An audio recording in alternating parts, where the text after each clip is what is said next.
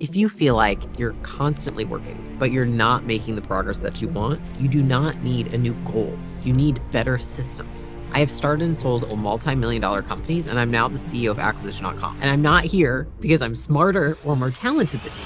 I'm here because I have built daily fail-proof systems that deliver actual results in my life. Here's how I build systems that work harder than I could ever work. Many people come and they say, I just can't get the motivation. But what they don't realize is that most people don't have a motivation problem. They have a systems problem. You don't rise to the level of your goals. You actually are going to fall to the level of the systems you put in place. What if the secret to success is literally as simple as having a checklist? And so if you're watching this video, what I want you to do is this. Write down your biggest goal. It can be anything. It can be getting the body you've always wanted, paying off debt, starting your own business, building a social media following. Goals are so limiting. Goals are usually emotionally driven. We think, we have a feeling, and then we say, I've got this goal.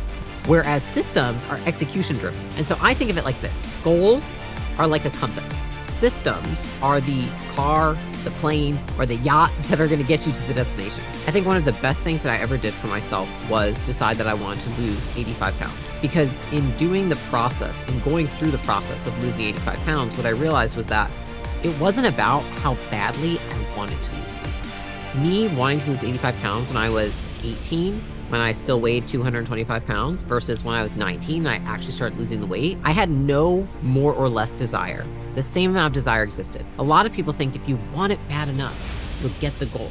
And that's just not the truth. And what I realized is that until I put systems in place every day and every week that allowed me to reach my goal of losing 85 pounds, it didn't happen. And the same systems that I put in place on a daily and a weekly basis to help me lose that weight are the same kind of systems I put in place to build a company to hopefully be worth $1 billion. It's just a matter of putting things in place ahead of time. So goals, they make you feel good today because you're like, you step on the scale and you're like, oh my gosh, I'm fat. I need to set a goal to lose weight. And then you feel good today, like I'm gonna take care of this. Versus systems, which get you results over time, but they might not feel great today. Because what it means today, if I have a system in place, is that maybe I don't eat the junk food today. Maybe I go to the gym today instead of stay home and watch a movie. And so having a good system doesn't feel good every day, but you look back a year later and you're like, wow, I actually got the results that I wanted. Now that you have a goal in mind, let's actually talk about the nitty gritty, like the systems that are gonna get us there. If you can't describe what you're doing in a system, then you don't understand it well enough to be doing it. A vague system is a broken system. When somebody tells me I want to lose weight, and they're like, I'm gonna go to the gym every day. What time? What gym? How are you gonna get there? What are you gonna wear? What are you gonna do when you arrive? What's your workout routine? If you're not specific, you're not repeatable. And if it's not repeatable, it's never gonna scale. In order to make a system repeatable, we wanna have really 3 pieces that go into it. The first is it has to have a trigger. The second is that it has to have a process. And the third is that you have to know a way to track. So what I'd ask you to do is choose an area. Maybe it's morning. You want to have a system for your mornings. Maybe it's making a sale. You need a system for making a sale. Maybe it's content production. You need a system for content production. Either way, go through this process and you want to define these things. What's the trigger? When does it happen? What sets the system into motion? Then the process.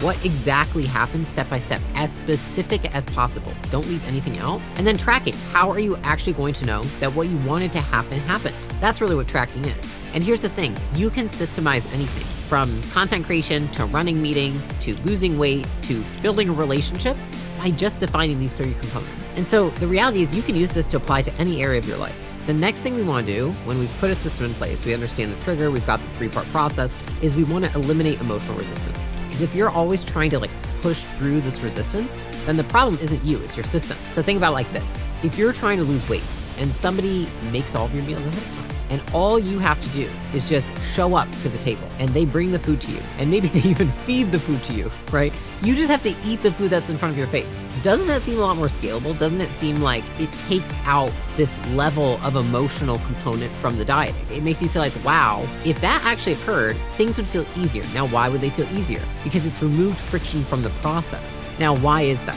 Why does that feel better when we think about that? Like, wow, if somebody actually made every single meal for me and then just brought it to me, it would be way easier to adhere to my diet. That is because you spend more time executing and following through and less time thinking. And so what I would say is that you want to think about every friction point that you hit at every point during the day. Maybe it's what you eat. Maybe it's how you speak to people. Maybe it's how you show up for your company. What it is, it's decision fatigue that is accumulating, right? Maybe it's a workout. It's like, I've got to decide what time I go to the gym, what I do at the gym, what I wear for the gym, if I work out with a friend, if I don't, do I eat before, do I eat after? It's like, oh my gosh. You have to ask yourself, what would make the system automatic and take away all the decision making? Do I need to lay out my clothes the night before? Put a calendar invite for when I go to the gym. Make sure I have a workout built in every single day. Sign up for an app that gives me a workout every day. Do I need to buy my food every weekend? Cook it all on Sunday. Prep my meals for every single meal I have for the week. Do I need to build out a 30-day content calendar and then batch record on one day? What do you need to do to take the decision making out? Most people fail because they have too much emotional resistance through the process that they've created because they don't make enough decisions ahead of time. I'll give you a little secret is that in my company, I have something called writing memos, right? So we have like a memo built culture, which is like, if you have an idea, you have something going to roll out, I want you to write a memo about it. Now, why do I ask people to write a memo about it? Being forced to write a memo, you have to make all the decisions that go with it. And so often what happens is then people come to me and then they either already have the decision made or they decide it's not worth doing at all. Now, why is that? Because they've made all the decisions ahead of time. If you make all the decisions ahead of time, then it takes all the emotional resistance out of your day to day. And the more times every day that you're confronted with decisions and you have to use mental energy to do something, the more likely you are to fail to adhere to a new habit, a new system. So here's the thing, the more that you can consistently run the system that you've put together, the more that you build trust with yourself and the less that you feel like you have to be in a certain emotional state in order to achieve something. And so your job is to ask yourself, what would make this automatic? What would make this easy? And then you keep repeating it until you're bored out of mind, because boring is what's going to get you the result. You probably wouldn't want to drive your car if you haven't taken it in for maintenance in like a year, right? So why would you want to build a system without checking in to make sure it still works? If you don't measure the efficiency of your system, you can't improve that system. So once you have it and you've identified what's the trigger, what's the process, how am I going to track it, and can I scale it? Which means that you've removed all the friction, you've taken away all the thinking. Now it's, how do I analyze and improve any system? A really great example of this is when I run meetings. Every single time I run a meeting, I ask myself after, what worked, what didn't work? And then whatever didn't work, I tweak and I do that one thing better so that the next meeting is just like a tiny bit better than the last meeting. And that's probably why most of the meetings I run don't completely suck, is because I look at them like a system. And this is the thing, most people build systems once, but then they never optimize them and they leave them alone. You don't measure them, and if you don't measure them, you can't improve them. So what you want to do is essentially run like a systems audit. Did I run the system? Did the system work? What didn't work? And then you can refine each piece of the system, one piece at a time. And that's how you build what I would call an anti-fragile system, because they get better the more they're used. Anti-fragile means that even if a piece of it breaks, you make it even better than it was before. So the system's always improving, even when it has a hiccup. The end game of having systems is not efficiency. It's having freedom. Because when you have systems in your life that don't involve your mental brain power to think about every day, and they can essentially run without you, meaning like they run without you thinking, then that's when you start to actually grow and see results in your life. And the goal isn't to work harder, it's to build machines and build systems that work for you. There was a Harvard business study that found that businesses that regularly automate and optimize their processes are actually 50% more likely to outperform their competitors. So automating a system, not just building a system, makes it more effective and reliable. And it can actually give you a really competitive edge. So like, imagine that you're trying to increase your savings. So you set up an automated transfer from your paycheck to your savings account every month or every 2 weeks. That itself is a system. But what if you never audit it? What if your income changes, your expenses increase? Without tracking and tweaking and looking at the system, your system becomes outdated. And so the power of the system lies not just in creating them, but constantly refining them to match your reality.